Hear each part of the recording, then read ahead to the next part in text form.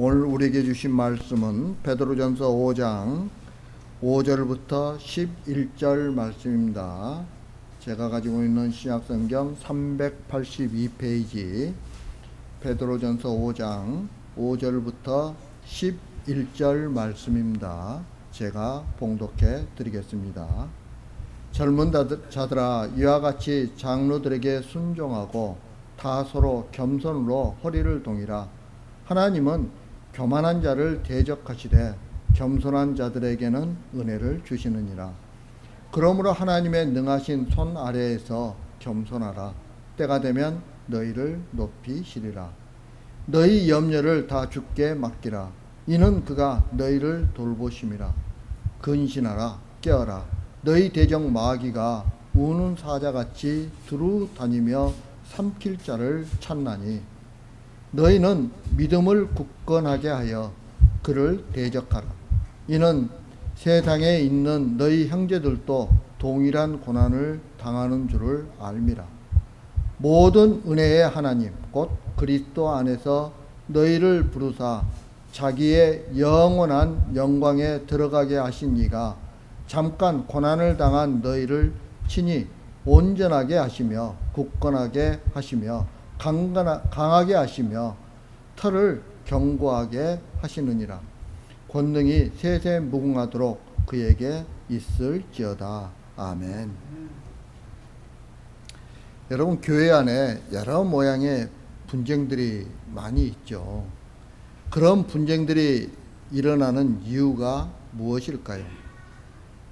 그것은 우리가 주 안에서 하나 되지 못하기 때문에 그런 일들이 일어나게 되는 거죠.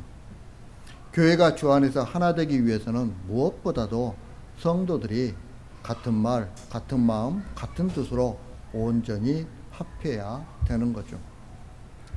그런데 고린도 교회는 그렇지 못했어요. 그렇기 때문에 그들은 나는 바울에게, 나는 아볼로에게, 나는 게바에게, 나는 그리스도에게 속한 자라고 하였던 거죠.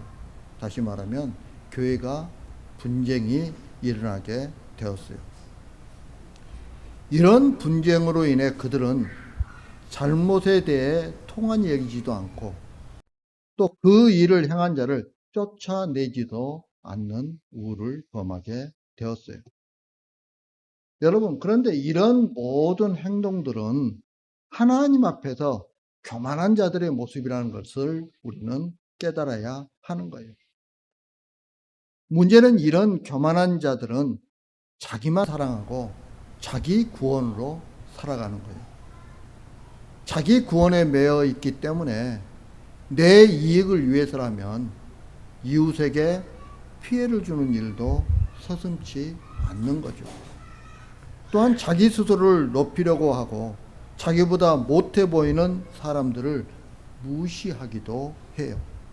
그러다 보니 교회 안에서 하찮게 보이거나 드러나지 않는 일은 나보다 못한 사람들이 하는 것으로 생각을 하게 되는 거죠. 그리고 자신은 그보다 더 크고 위대하고 보람된 일을 해야 한다고 생각을 하는 거죠. 이런 사람들의 착각은 자신의 윤리, 도덕, 교양으로 하나님이 기뻐하시는 신앙생활을 할 수 있다고 생각하는 거예요. 이런 모습은 하나님과 같이 되려고 해서 선악과를 따먹는 아담과 하와 같은 그런 모습인 거예요. 이런 삶을 사는 사람들이 바로 교만한 사람이에요. 우리 힘으로는 아무것도 할 수 없다는 사실을 우리는 깊이 인식해야 되는 거죠. 오늘 말씀은 장로들에게 권면을 한 베드로 사도는 이제 방향을 바꾸어요. 그리고서 그 장로들의 지도를 받는 자들을 향해 권면을 하고 있어요. 그렇기 때문에 이 베드로 사도의 권면은 바로 이 자리에 있는 우리에게도 해당되는 내용이죠. 그래서 우리는 베드로 사도가 계속해서 언급하고 있는 모든 것이 주를 위하여라는 관점으로 오늘 말씀을 이해해야 되는 거예요. 여러분, 우리가 이 땅에서 신앙생활을 할 때 가장 중요한 관점이 뭐냐면 모든 것이 주를 위해서예요. 나를 위해서가 아니에요. 주를 위해서라는 거예요. 자, 그러면 이런 관점으로 오늘 말씀을 바라보면서 오늘 말씀이 우리에게 주는 교훈이 무엇인지 우리가 알아보도록 하겠습니다. 먼저 5절 말씀입니다. 5절 말씀 다 같이 한 목소리로 시작. 젊은 자들아 이와 같이 장로들에게 순종하고 다 서로 겸손으로 허리를 동이라.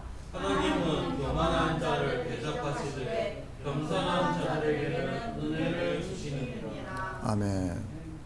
젊은 성도들에게 요구되는 것은 장로에게 순종하는 것과 서로 겸손으로 허리를 동이는 일이죠.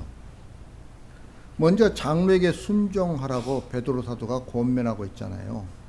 그러나 이 말씀은 무작정 장로는 어른이니까 어른 말을 잘 들으라는 그런 의미가 아니죠.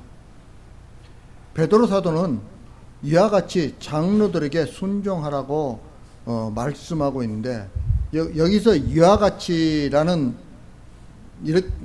말을 하는 것은 사도가 장로들에게 권면한 것과 같은 위치에서 젊은 자들에게 권면한다는 뜻이에요. 베드로 사도는 장로는 하나님이 맡긴 양무리에게 주님의 권한을 증거하기 위해 세움받은 자라고 말하고 있죠. 그러니까 장로는 주님의 권한을 증거하는 게 장로들의 첫 번째 일이에요. 네. 그러니까 장로들이 주님의 권한을 증거하면은 양무리는 그 장로들에게서 뭘 보는 거예요? 주님의 권한을 보게 된다는 거예요. 예. 그리고 함께 주님의 권한에 참여할 때 그것이 장로들에게 순종하는 것이 되는 거죠. 예. 교회의 모든 성도의 마음이 하나가 되는 기준이 바로 여기에 있는 거예요. 그것은 성도가 주님의 권한에 참여하는 정신으로 모이는 거죠. 장로는 주님의 권한을 증거하고, 그리고 성도들은 주님의 권한에 참여하는 그 정신을 따르는 것으로 교회가 하나 되는 거예요. 여러분, 고난은 주님이 가신 길이에요. 예. 고난의 길을 외면하고서 주님이 가신 길을 따라갈 수 없어요. 또한 고난의 길을 외면하면서 주님을 증거할 수도 없는 거예요. 성도가 주님을 증거하려면 낮아진 자리에 오셔서 고난의 길을 가신 그분을 증거해야 되는 거죠. 왜냐하면 그분이 진짜 그리스도이시기 때문에 그런 거예요. 고난의 길을 가지 않는 분을 증거하는 것은 잘못된 거예요. 단지 예수 믿으라는 말 한마디로 주님이 증거되는 것이 아니에요. 그러므로 주님을 믿는 자의 모임인 교회는 고난을 외면할 수 없어요. 그런데 교회가 교회의 부흥에 모든 관심을 둔다면 그것이 과연 고난의 길을 가신 그리스도를 증거하는 교회라고 말할 수 없는 거죠. 교회는 부흥 되면 안 되는 것이 아니라 부흥에 매이지 않는 것이 교회예요. 예. 성도는 잘 먹고 잘 살면 안 되는 것이 아니라 잘 먹고 잘 사는 것에 매이지 않는 것이 성도들이에요. 예, 여러분 거기에 목숨을 걸게 되면은 고난의 길을 갖다 갈 수가 없어요. 주님이 가신 그 길을 따라갈 수가 없어요. 예. 그런데 많은 성도들이 고난이 아닌 다른 목표와 목적을 가지고 예수님을 찾는다는 데 문제가 있는 거죠. 이처럼 다른 목표와 목적을 가지고 있기 때문에 주님의 고난을 싫어하게 되는 거죠. 고난만 말하지 말고 희망이 될 수 있는 긍정적인 말을 해달라고 요구하는 거죠. 여러분, 결국 이 말은 내 귀에 즐거운 말만 듣겠다는 뜻이에요. 여러분, 성경에 보면 어때요? 좋은 일만 기록되어 있어요? 아니잖아요. 예수님의 족보만 봐도, 거기에 나오는 여인들만 봐도 정말 감추고 싶은 이야기들이 있잖아요. 그런데 그걸 다 기록해 놨거든요. 네. 그렇기 때문에 내가 듣고 싶은 말만 듣는다는 것은 잘못된 거죠.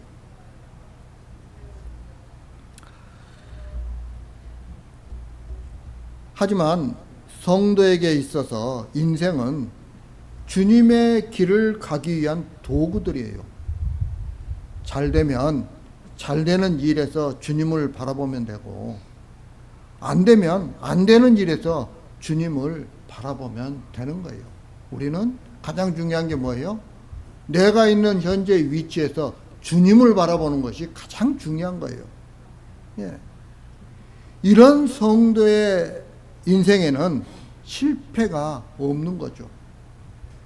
비록 세상의 눈에는 실패로 보일지라도 성도는 모든 일에서 예수님만 바라보기 때문에 실패는 없는 거죠. 여러분, 내가 현재 위치에서 주님을 바라보는 게 그게 성공한 인생이라는 거예요. 예. 그리고 그 마지막은 예수님이 나타나실 때 주어질 영광에 참여하는 것으로 끝나기 때문에 뭐예요? 실패가 아니라 성공인 거죠. 예. 여러분, 이런 정신으로 살아가는 것이 겸손이에요. 예. 자신을 증거하는 것이 아니라 주님의 고난에 참여하면서 주님이 증거되기를 원하는 것, 이게 바로 겸손이라는 거죠.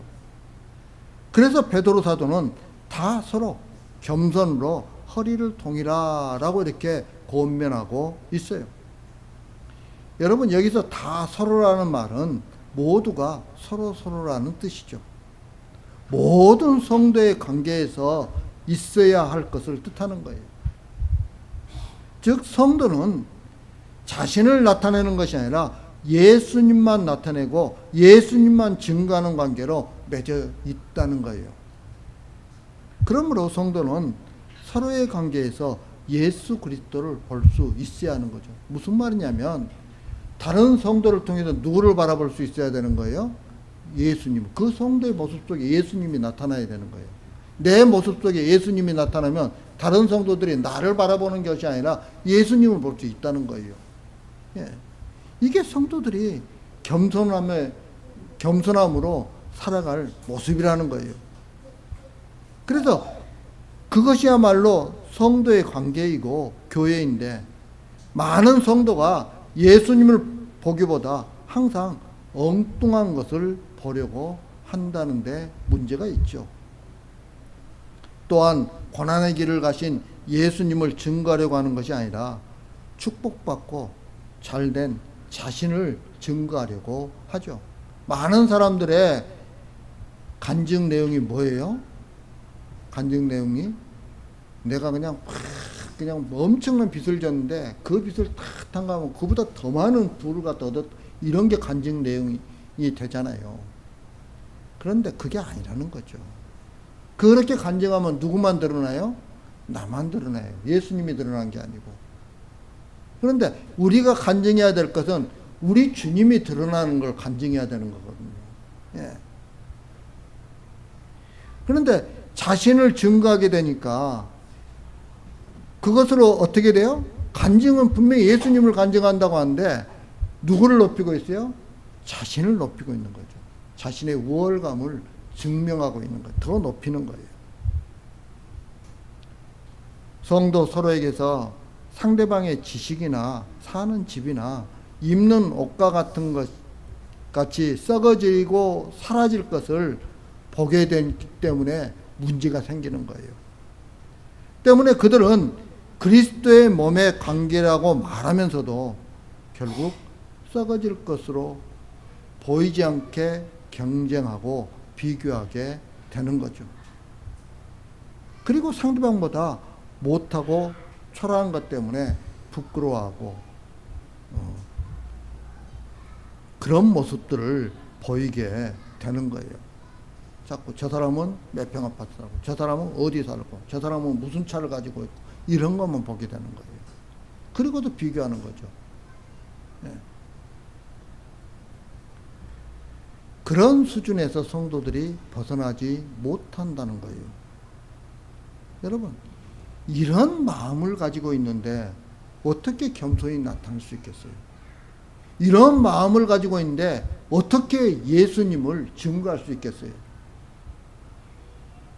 결코 서로를 높일 수도 없고 형제의 관계로 하나 될 수도 없는 거죠.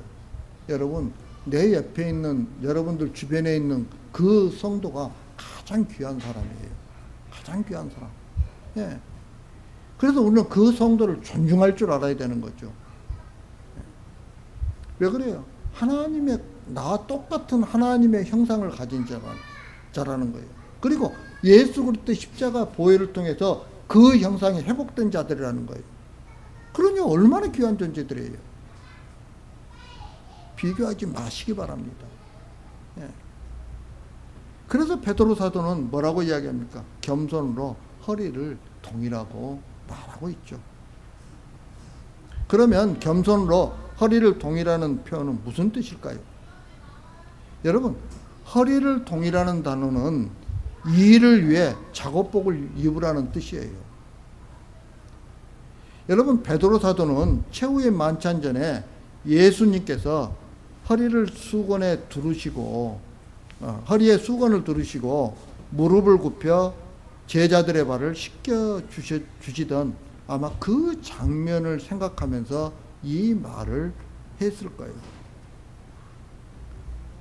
그러면서 성도들도 그렇게 겸손을 앞치마처럼 두르고 서로를 섬기라는 의미에서 그런 권면을 했던 거죠. 모든 것을 주를 위하여라는 원칙 속에서 살아가는 그리스도인들은 세상과는 다른 차원의 삶을 살아야 하는 거예요. 그것이 바로 그리스도께서 모범을 보인 것처럼 자신을 낮추어 서로 겸손히 행해야 한다는 거죠. 그리고 이런 모습은 이웃사랑으로 드러나게 되는 거예요. 또한 이런 모습이 예수님을 닮는 모습인 것이고 자기를 부인하고 자기 십자가를 지고 예수님을 따르는 그런 모습이란 사실을 우리는 기억해야 하는 거죠. 그리고 하나님께서는 이런 겸손한 자들에게 은혜를 주시는 거예요. 그래서 우리 마음 가운데 뭐가 있죠? 주님께서 주시는 그 평강이 넘치게 되는 거예요. 여러분, 불안하십니까? 여러분, 걱정이 많습니까? 주님 앞에 내려놓으시기 바랍니다. 그리고 주님께서 주시는 그 평강을 누리시기 바랍니다. 예. 그러기 위해서는 어떻게 해야 돼요? 겸손으로 허리를 동이며 살아가야 되는 거죠. 자, 6절 말씀입니다. 6절 말씀 다 같이 시작. 그러므로 하나님의 능하신 손 아래에서 겸손하라. 때가 되면 너희를 높이시리라. 아멘. 여기서 하나님의 능하신 손 아래에서가 의미하는 것은 무엇일까요? 여러분, 손은 신체의 일부분의 손을 의미하죠. 그런데 그것과 더불어서 때로는 고난이나 소유 등의 추상적인 개념을 표현하기도 하죠.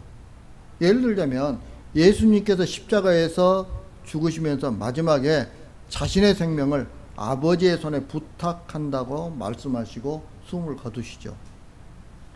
그때 예수님께서 자신의 생명을 하나님의 권한에 맡기고 있다는 의미예요. 그때 그 손은요. 예.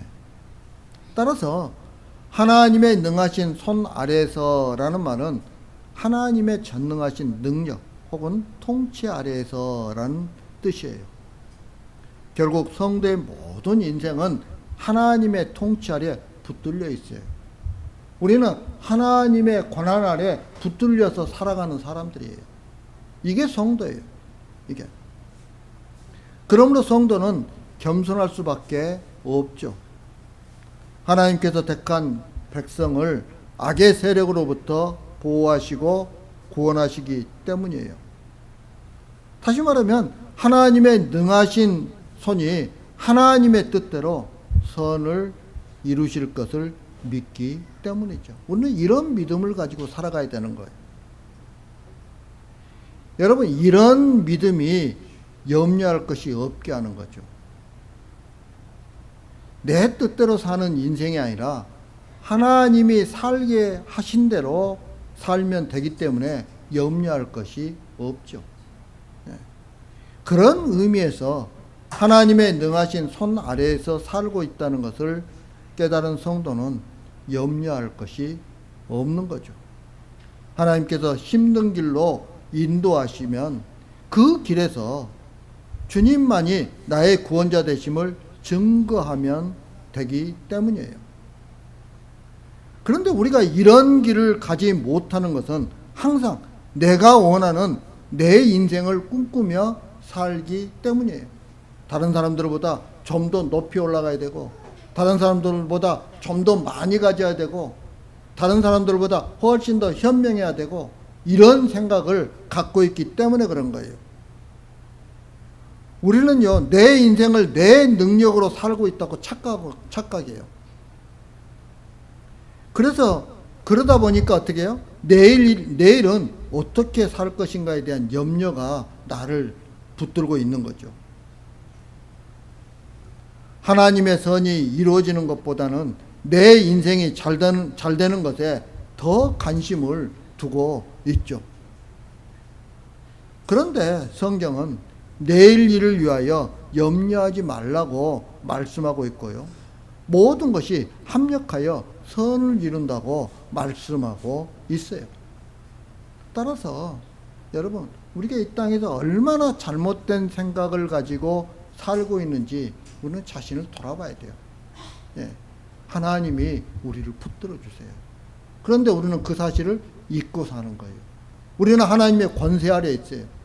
그럼에도 불구하고 내 능력으로 모든 것들을 다 하려고 해요.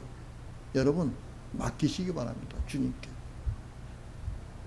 자, 그러면서 8절 9절 말씀 한번 읽겠습니다. 8절 9절 말씀. 8절 9절 말씀 다 같이 시작.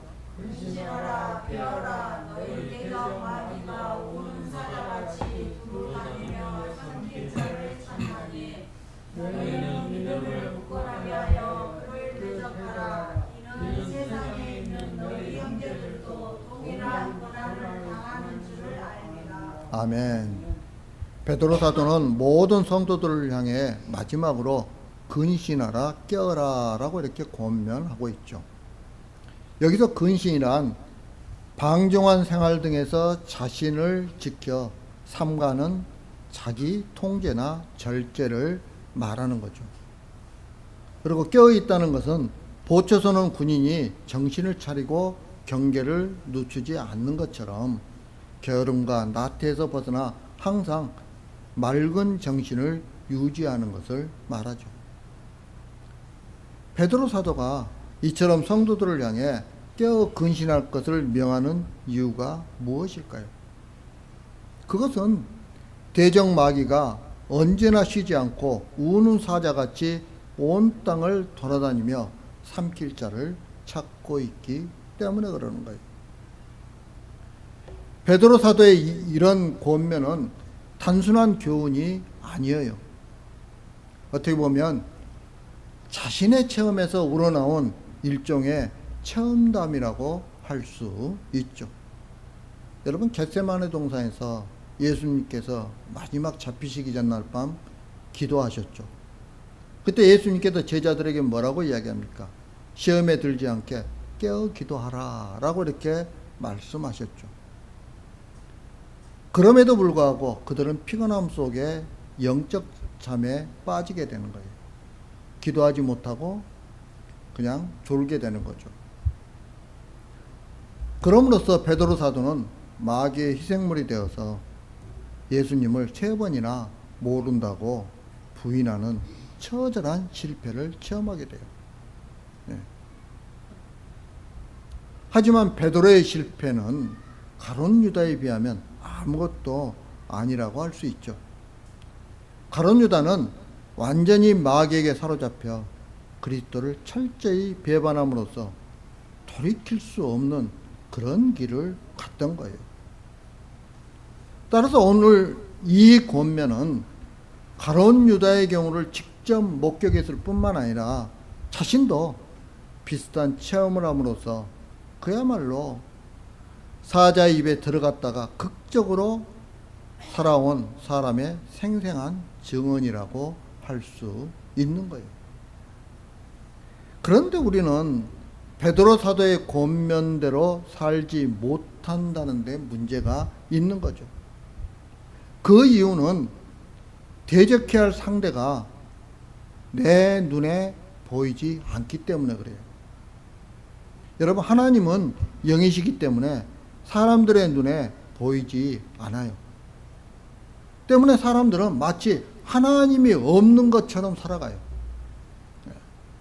마찬가지로 우리의 대적 마귀도 우리 눈에 보이지 않아요. 그래서 마귀가 없는 것처럼 살아가는 거죠. 그러다 보니 대부분의 성도들은 마귀에 대해 경계하지도 않고 대적 마귀와의 싸움이 없이 다만 교회 생활에 충실하면 믿음의 삶을 사는 것으로 착각하는 거예요. 하지만 사도가 보는 현실은 마귀가 우는 사자같이 두루다니면서 산길자를 찾고 있다는 거죠. 이런 현실에서 성도들에게 필요한 것은 믿음을 굳건하게 하는 거예요. 믿음을 굳게 하는 것은 그리스도 안에 모든 형제가 동일한 고난의 길을 가고 있음을 아는 거예요. 내가 보기에 풍족하게 산다고 해서 그 사람이 고난과 상관없이 산다고 생각하면 안 된다는 거예요. 아무리 물질적으로 풍족하다 해도 자신의 풍족함을 바라보지 않고 세상이 거부한 예수님의 말씀에 순종한다면 누구도 고난의 길에서 벗어날 수 없어요. 그래서 예수님께서는 제자들에게 내가 너희를 세상에서 택하였기 때문에 세상이 너희를 미워한다고 말씀하셨어요. 또한 세상에서는 너희가 환난을 당한다고 말씀하시기도 했죠.